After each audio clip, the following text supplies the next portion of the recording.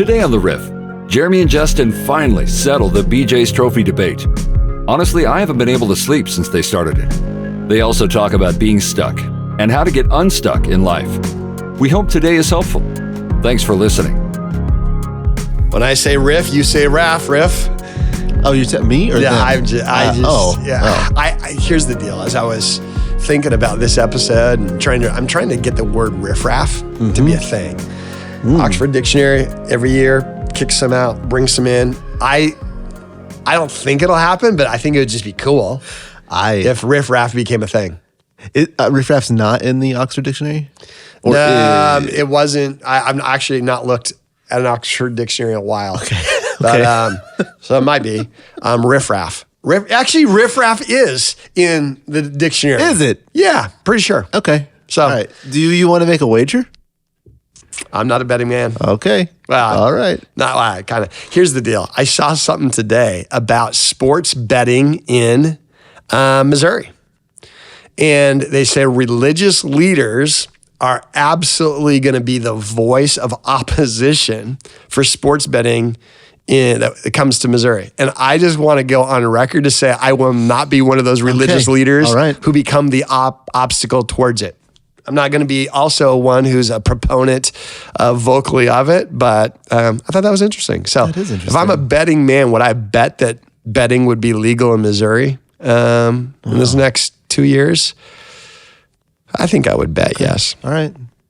Do you remember when you bet me about BJ's Trophy? Do you remember that? I do remember that because I would say I got a lot more text than the average Riff episode.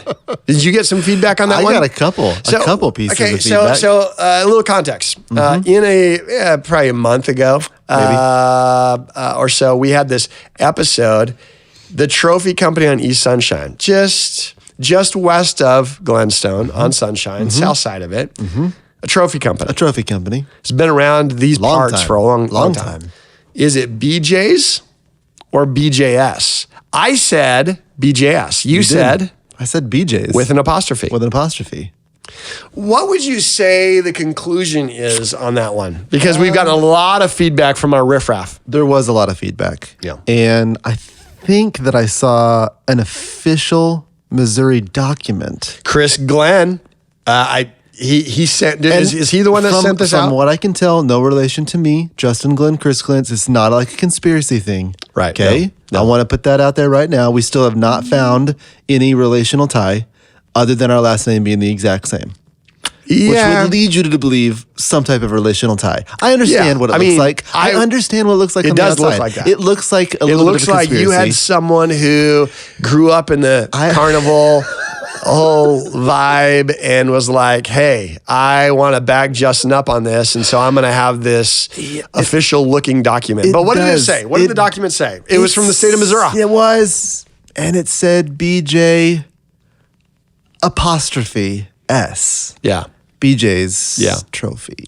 So, which surprises me because when you go to their website, it's BJS. It's clearly BJS. I mean, which that didn't surprise me because when I drive by their store, it's BJS. Yeah, clearly. So, but the actual name is BJ apostrophe S. Was Parsons' signature on that document? It was a John Ashcroft document. John Ashcroft. Yeah. Was he Secretary of State? What was he? It was way back. I don't even know what he was. Was that the Bush days? I don't know. Reagan days? Nixon. I don't even know. Oh my goodness. So you, I think it sounds like you feel like it's that you won that bet. I don't know if I feel or if I know. I think it's a no at this point. Wow. Yeah, I feel like I know. Yeah. And honestly, I'm kicking myself. Because what I really should have clarified is what is their marketing. And because it doesn't surprise me that at some point in time they had the apostrophe there and then they realized. Do we need that? Do we need that? We don't need that. Yeah. So, and I respect it. I respect the I'm going to take a loss on this one. I'm going to take a loss. Okay. I'm going to take a loss. Wow. At the same time, I feel like it was probably good. It was good for the Riff Raff to weigh in on this. Yeah, and I would say the overwhelming majority of those who responded to me were saying that I was wrong. Yeah. What size of plaque are you going to get me? What did we ever decide that? No. And do you remember what it was going to say? Do you remember that? I don't. It said, I was wrong. You were right, Dr. J. Mm-hmm. You were right, Dr. J? No, you were right, dash, Dr. J. Ooh. Yeah. Okay. Where would I get that? BJS trophies. Okay. Yeah, I gotta have to ponder that. Would that be a business expense since it was a Riff Raff? I think so. I'll ask Lisa, but I'm pretty sure. Could I feel good about the Dream Center serving less people because I got you a nicer trophy? Yeah, I think I could. So that's really the litmus test of what it really is, man. Okay. Today. Yeah. We're listening to the Riff. We're 5 minutes in now, probably. So if you're still listening. 5 of our best minutes that we've done. Oh, for sure. I'm not apologizing for that. Me either. That's not where I'm going.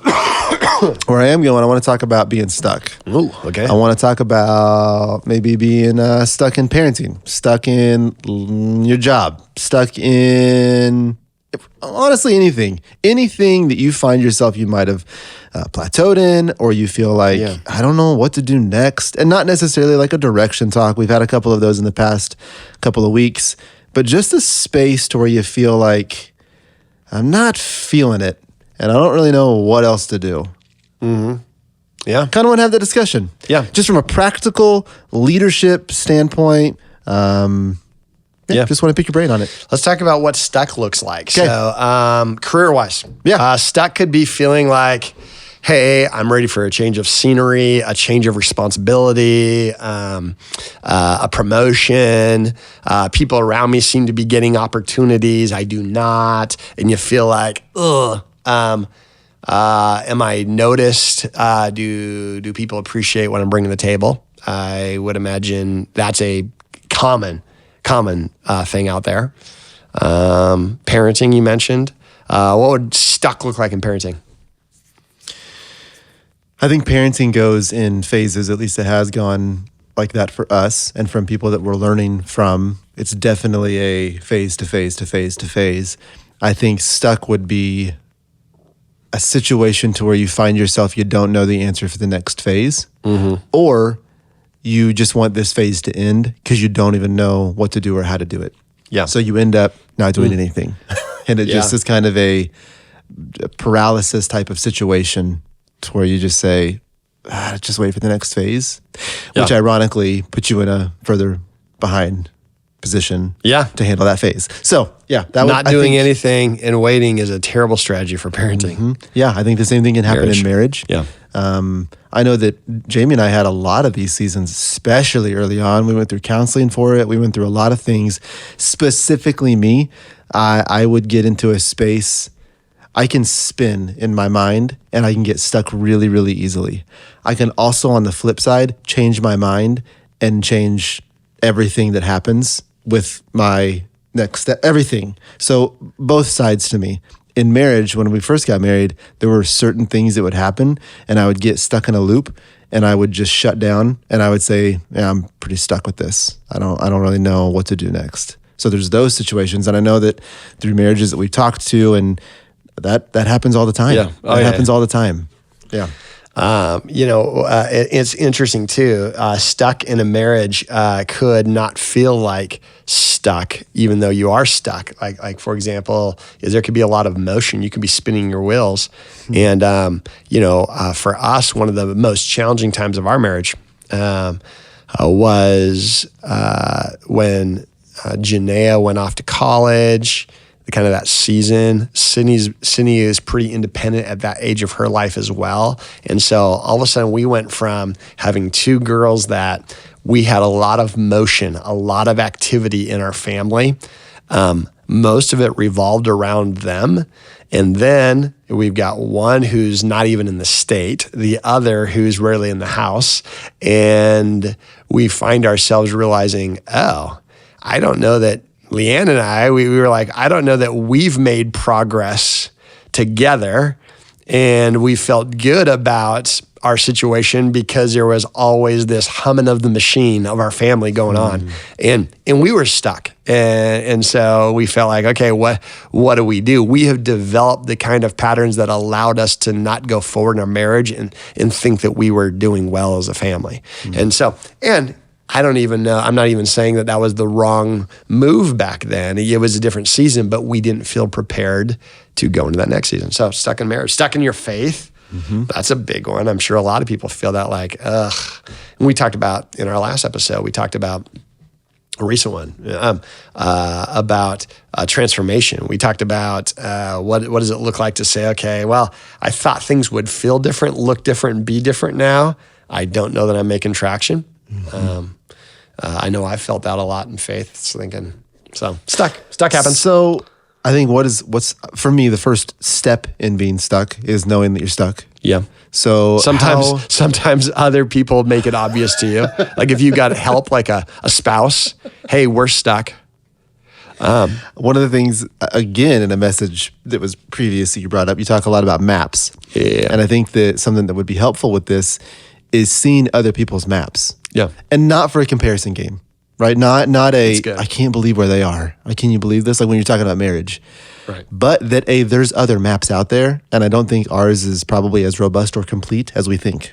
Right. So I think that community is a massive help for at least becoming aware that you're stuck. Yeah. If you're not aware, because I think that everybody's stuck in some spot at some point in their life. I think you're stuck somewhere all the time. In my mind, I'm like, I know I'm stuck somewhere. I just probably don't know where yet. Right. And having people around you, I think, helps bring that out. So what have you done to become aware of stuck moments or a stuck situation? Well, sometimes I'm inspired because I see someone else and I'm like, okay, I like the way they're doing that. They seem to have traction, if we're using that analogy still. They seem to have traction in an area where I feel stuck. So if you notice that, to me, that's never rarely a negative. I'm like, man, they're having, so for my job as a pastor, there'll be people who I'm like, man, they're having traction in that area.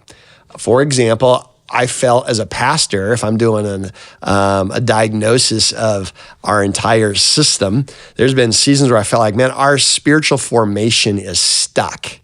And man, it's always been important, but I feel like, man, we didn't have the traction. At the same time, we had enough motion going on and humming going around as a church that you could not hear that every day or notice that. But when I'd see someone else thriving in an area that we wanted to thrive, you start investigating. And so we've restructured things over the last few years, brought in even what Preston's role was a big part of, hey, let's throw some intentionality so that we're always listening for if we're spinning.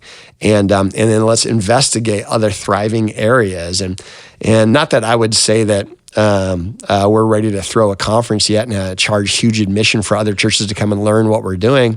But I'm really confident to talk about handles for community now in spiritual formation. That's an example of seeing another place that had traction in the area where we felt stuck. Arrogance could prevent that. And we can say, well, we have more baptisms than them. That'd be ridiculous, right? But people do that in any type of business. You can translate that to your business. So seeing someone is inspiring, or hearing from someone the painful truth or their painful perception of truth could be like, whether that's true or not, that sucks that you feel that way. Whether it's a kid feeling like, hey, I'm not tracking with you, a spouse saying I'm not tracking with you, a boss saying, hey, this isn't working really well. And all of a sudden you're like, you have this epiphany that potentially I am stuck. I didn't even know I'm stuck. I wasn't even thinking about it. I wasn't even on my radar. Or spiritually, something comes out of you that you're like, oh crud! I don't think I'm doing well. Like, my goodness, how did I get here? So I think sometimes a painful voice out of desperation, helps that. So I think that's when you start realizing maybe I am stuck.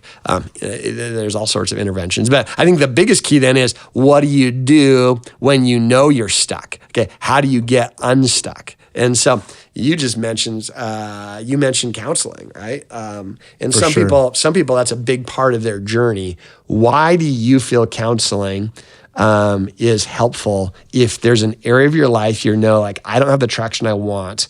How has that been helpful for you? Blind spots. 100% on that. I remember the first time that we ever went to counseling, and Jamie became a counselor, but the counselor said, hey, we're going to walk through some pretty heavy stuff. So I just want you guys to know X, Y, Z. Buckle up. And I said, listen, no offense, but you're probably not going to find just a ton of stuff with us. Like, it's just not, we're not at that state. So I get what you do, but 5-6 sessions in, I am just bawling. I'm like, there was more stuff in there than I thought, man. Right? So it's just, there's so many blind spots. And it's also helpful because it's a third party. It's not necessarily, at least for me and what we've gone through, is not personal. So I don't know the person. Yeah. So it's not like I feel like they're attacking my character. Because I'm like, you don't even know me. Which I could also get into that of like, well, you don't even know me. But there is a space to where it feels safer. And I think that my mind, and I have really worked on opening my mind to being open to what Jamie says as a blind spot indicator. Yeah. In years past, I wouldn't. But it took a third party for me to see that, it's okay to listen to feedback. And it's okay for me to understand what they see I probably don't see it the same. And I just need to broaden my horizons. So having a third party, having somebody that is in there that you're not going to get mad at, and you might get mad at, but you don't go home with, that for us, at least for me, was a game changer for me. So counseling in any capacity, I believe, is life-giving and helpful, as long as it's a healthy counselor. Now, there are pieces out there, yes, that you can, just like anything is going to be unhealthy. Correct. But as an overall piece, yes, it's crucial. What about you? I feel the same way about counseling. And I didn't come about it when I first went into counseling. I went into thinking, okay, we've talked about this idea before, but for me, I thought this is going to be a testing experience. We're going to measure my marriage. I didn't even think it was going to be a learning experience. And so for me, I was like, sure, let's bring in a third party. They will decide if we're one of the healthier couples they've seen. And then we can stop arguing about this, right?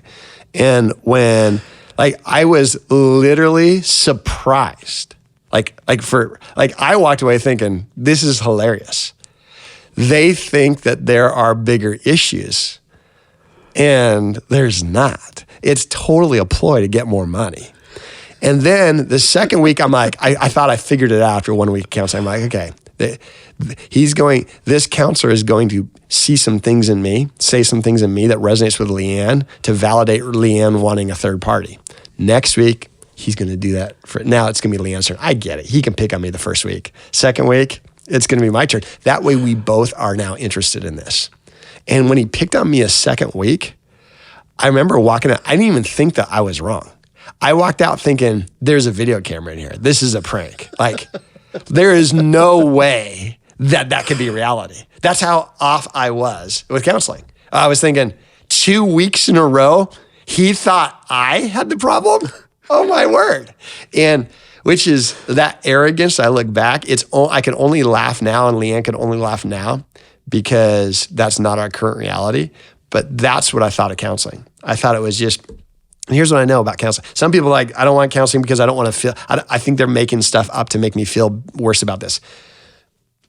But maybe that could be true in some scenarios. All I've ever experienced is what you said. I think that's great. Blind spots. They help you see blind spots. There are blind spots. And some of us, maybe the correct answer is, if there are blind spots, I don't want to know them. I don't want to feel them. It's probably true. Okay. But if they're the things that prevent you from having a more fulfilling, deeper, a more effective relationship, wouldn't you want to know? So the other thing might be it's expensive. Yeah. For me, I always think it's like a car payment. I don't want to add a car payment, but there are seasons where maybe, it's helpful. There are other ways outside of counseling too. It could be people who just have had traction in this area. You're like, hey, can I buy you a coffee? Can we talk about this? And it could be helpful. So there could be books that could be helpful. Basically, what's helpful is someone who knows what they're talking about, who can give you principles that then you can apply. Well, even on the expense thing, I just feel, and it's becoming more and more accepted, I think, within culture to go to Yes. counseling and to understand what that does. But there's an understanding of like, yeah, it costs money, yes, but going to the doctor also costs money if you have dislocated your finger in multiple ways. Like it's not like Listen, that wasn't I understand. I get it. No, that's fine. If you're not watching. I saved like a $75 copay by not going in. Listen, if you're not watching, he raised his right hand and he had, I would say, a pretty gruesome sports injury. A grotesque wiffle ball injury. A wiffle ball injury. Yeah. And it does. Your finger does look a little bit gnarly still. It went into the lawn a lawn dart. I'm just saying, if Snap, you went, there's people that can help. There's people that can help out there. At this point, I don't know. No, there. It would hurt. Okay, that's a great example. I don't want them to re-break my finger. Why would I do? I'm fine. Like for real, Leanne's like, go get that fixed. I'm like, no. I would rather live with it like this. And she's like, yeah, but you have a job that makes us all look at it every week. So you should just do it for other people. I'm like, no, I don't want the pain of breaking it when I've learned how to get along with this dysfunction in my life. And that's what we're talking about. Oh. Some of us have programmed our life around a dysfunction that God wants to heal, right? And we're like, we're fine. That's great. Yeah. I mean, that's not great. No, but it's good. That's a great. Don't do it. Yes, that's Yeah. Now, here's another thing about stuck though too. I think we need to be very curious about why am I stuck? What am I not feeling? What is preventing me from having a more fulfilling relationship at work, or a more fulfilling season of this? Here's what's crazy though. Faithful and stuck probably look very similar. And the way I'm wired, faithfulness isn't one of my desired things because I'm immature, right? We go Enneagram. I'm an Enneagram 3. That means I want scoreboard. Okay, faithfulness. If I become the best version of me, a mature version of me, I begin to take on the best part of the Enneagram 6, which is faithful. And I'm so immature sometimes in that. That doesn't even sound attractive to me. Like, I don't want that. Like, it almost sounds like, would I be willing to do something without instant success, knowing that I'm doing the right thing and I can plug away without the validation of a scoreboard? That's the most mature version of me. And that to me feels stuck, right? So for me, I've quit jobs premature because I didn't like the scoreboard. I've quit relationships premature because I didn't like the way I felt. And now there's some jobs you ought to quit, and there's some relationships you ought to boundary up. But my personality has a hard time distinguishing between stuck and faithful. And in scripture, there's this part where like David, anointed, like literally the Gatorade jug of oil dumped on his head. You're going to be the king. You're going to be a leader. Now go back to the field. And he's anointed in chapter 16, but he's not fighting Goliath till chapter 17 of 1 Samuel. And we don't even know how long that gap is, but I bet he felt stuck. But then later, scripture talks about he wasn't stuck and he wasn't forgotten. He was hidden. It says he was hidden. It says in Psalms, he was hidden underneath God's wing. Sometimes God hides me so that I don't say yes to the wrong thing at the wrong time. And that would feel stuck. If I'm like, God, I'm ready to be used in this way and it's not happening, maybe I'm not stuck. Maybe I'm just hidden. And the key there is there purpose in this? I think stuck is when I'm doing something and I'm not connected to the purpose of this activity. But I can do the same thing over and over and be faithful. And the difference between being stuck and faithful is, am I gripped with purpose in the middle of it? Can I find meaningful work and meaningful conversation? Now, I think that helps you understand if you're stuck or not, is this doesn't feel very purposeful. I don't feel like I'm getting the most out of this relationship. So I don't need my marriage to be new and exciting every season. What I need though is I need to have rich, meaningful, purpose-filled conversations. And if that's not happening, it's not faithful, it's just stuck. Okay, so let's talk about work. Let's talk about jobs. Yeah. You listen to Ed Milet? Do you ever listen? You don't listen to podcasts. I mean, not on purpose. That's true. He talks about Ed Milet. Yeah, the two most important decisions that you actually have to make would be who you marry and when you quit a job. Really? Not if. When? So he talks about those are the only two decisions. Why does he put the weight on that one? Because he says that he believes that those are the only two decisions that have lasting effects past 2 months. Wow. It's like everything else is pretty quick decisions that you make, all this kind of stuff. So don't be paralyzed by the decision. But these two are large, right? So when you talk about a job, when you just talked about being hidden or saying the right yes, but not finding purpose in something, Joseph Campbell would say finding your bliss, right? This whole idea of what brings you life. What if you're in a space to where you know it's the end of the road at that job or that role, but you don't know what's next, but you know it's done, but you still don't know, like, what is it? What steps do you take? What advice do you offer for somebody in that kind of a space? Get yourself ready. Be at your best mentally and spiritually, because you're going to have some big decisions in the coming days, right? So if you feel strongly like this season is coming to an end or this is done, I just don't know where that next is. If you've got the means, I would just say do what's best for you and your family.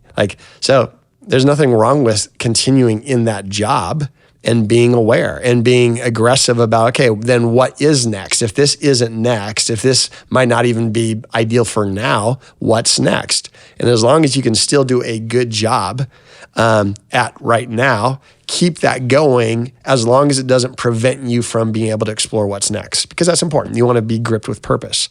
And there's a lot of jobs that you could continue to have and do a decent, fair job at it while you aggressively look for what's next. Now, there might be a time where you're like, I don't think I could aggressively look for what's next while I still have this job because of time or whatever, commitment.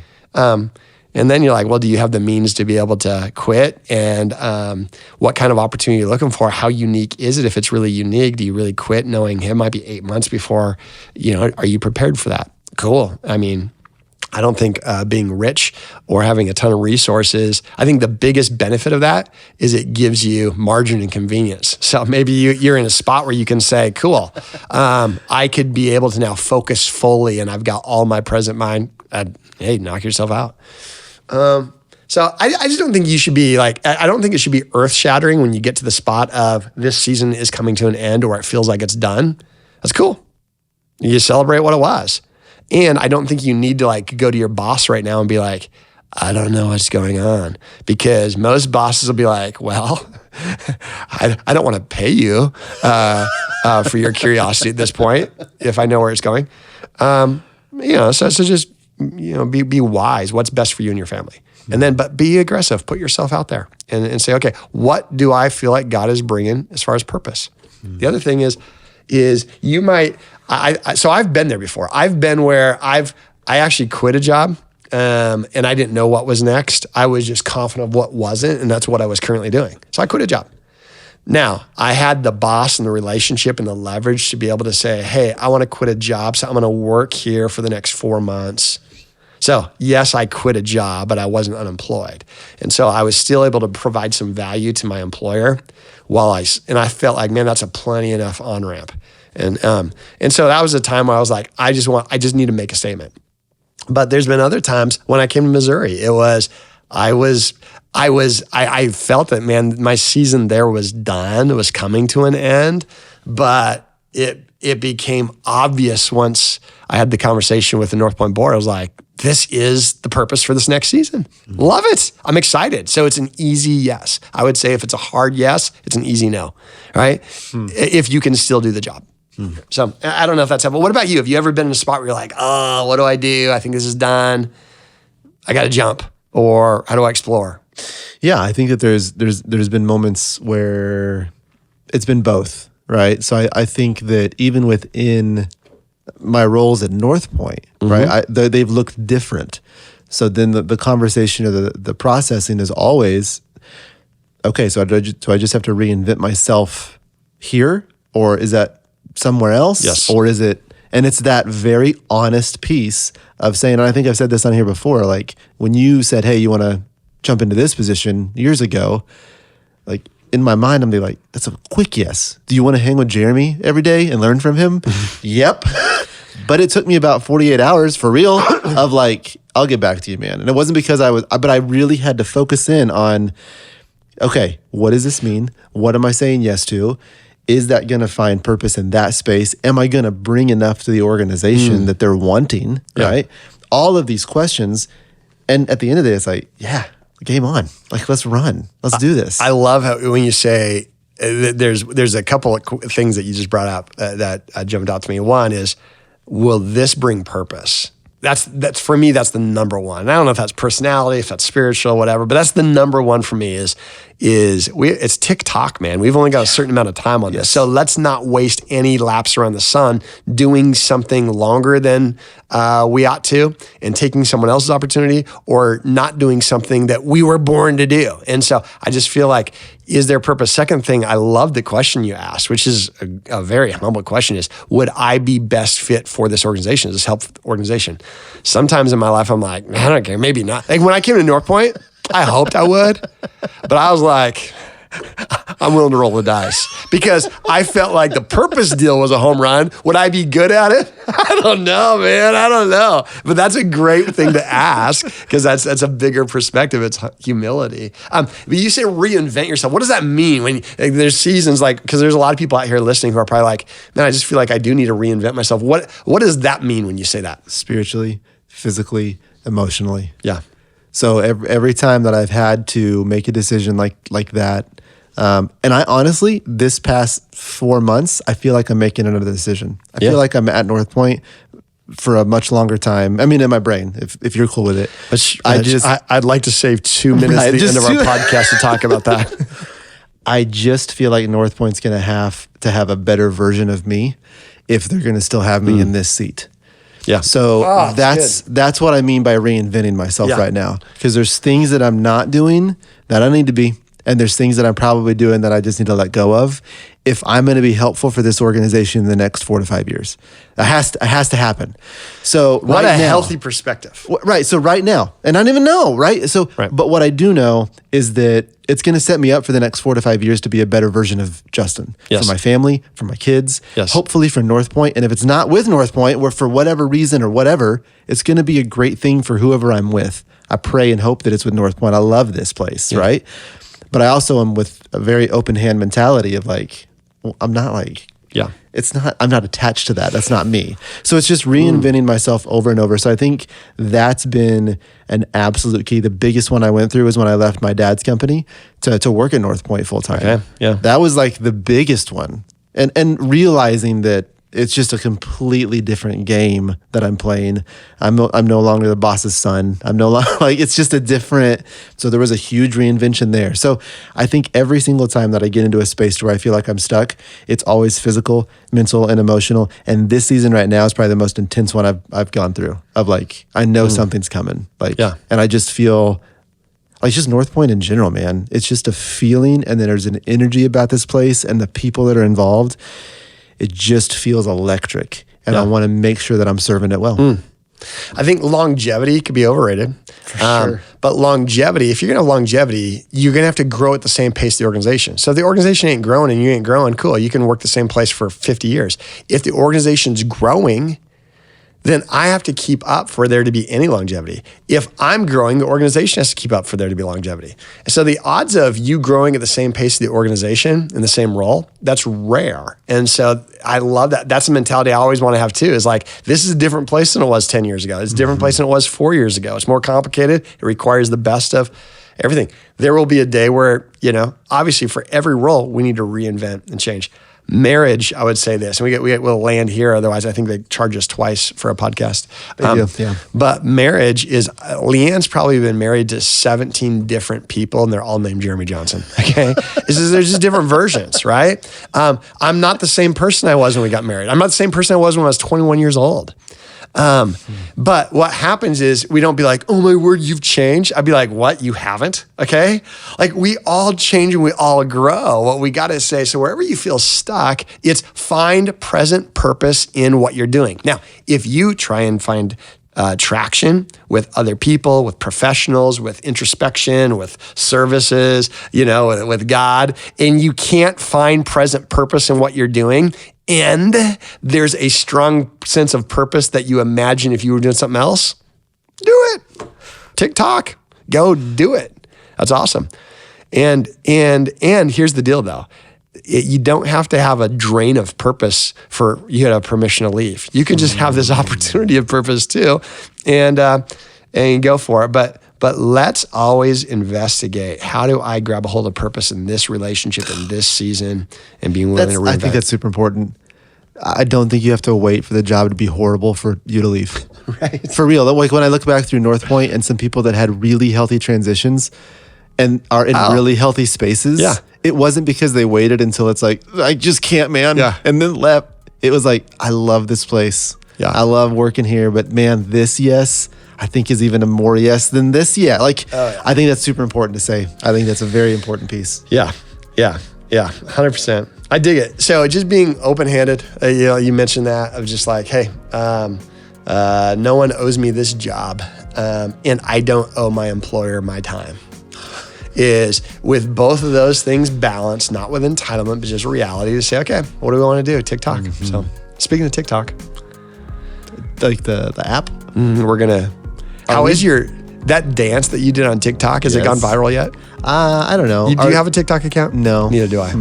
Because here's the deal. I feel like I'm late to the game, and I feel like there's going to be a new game, and I don't want to start the game at the end of the game. No, I want to reinvent myself for the new game. Yeah. Sometimes I got to skip a game so that I can look like an early adapter for the next game. So I just hope it's the right game. Yep. All right. Well, hey, hope you have a great day.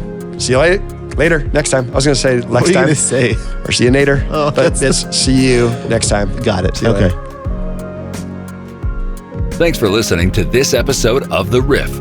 We'll have a brand new episode every week, wherever you find podcasts.